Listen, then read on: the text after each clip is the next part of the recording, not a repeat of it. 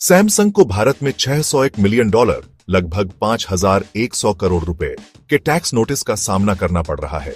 यह मामला भारत सरकार द्वारा दक्षिण कोरियाई टेक कंपनी पर लगाए गए आरोपों से जुड़ा है, जिसमें कहा गया है कि सैमसंग ने टेलीकॉम उपकरणों के आयात में गलत वर्गीकरण मिसक्लासिफिकेशन करके आयात शुल्क से बचने की कोशिश की।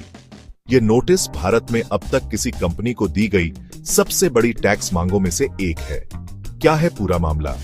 भारतीय कर अधिकारियों का दावा है कि सैमसंग ने 2018 से 2021 के बीच रिमोट रेडियो हेड RRH नामक एक महत्वपूर्ण टेलीकॉम उपकरण को गलत तरीके से वर्गीकृत किया।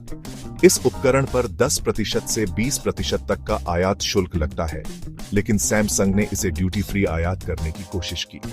इस दौरान कंपनी ने कोरिया और वियतनाम से $784 मिलियन लगभग 6,600 करोड़ रुपए मूल्य के RRH उपकरण आयात किए।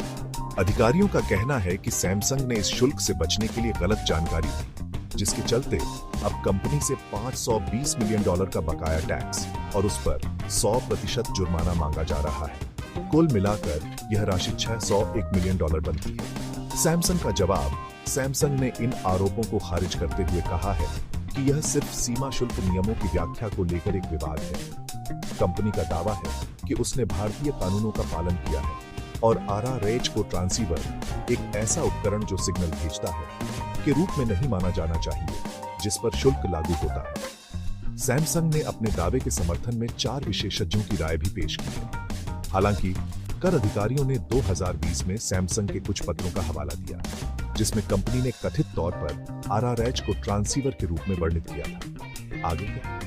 सैमसंग अब इस टैक्स नोटिस को चुनौती देने के लिए कानूनी रास्ता अपनाने की तैयारी कर रही है। कंपनी इसे टैक्स ट्रिब्यूनल या कोर्ट में ले जा सकती है। इस मामले में सैमसंग के भारत में 7 बड़े अधिकारियों पर भी $81 मिलियन लगभग 680 करोड़ रुपए का जुर्माना लगाया गया है।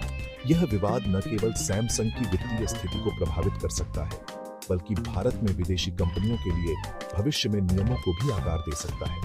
जांच की शुरुआत: यह जांच 2021 में शुरू हुई थी, जब टैक्स अधिकारियों ने सैमसंग के मुंबई और गुरुग्राम स्थित कार्यालयों पर छापेमारी की। इस दौरान दस्तावेज जब्त किए गए और शीर्ष अधिकारियों से पूछताछ हुई। भारत में सैमसंग एक बड़ा खिलाड़ी है, खासकर इलेक्ट्रॉनिक्स और टेलीकॉम बाजार में, और यह मामला उसकी प्रतिष्ठा और संचालन पर असर डाल सकता है।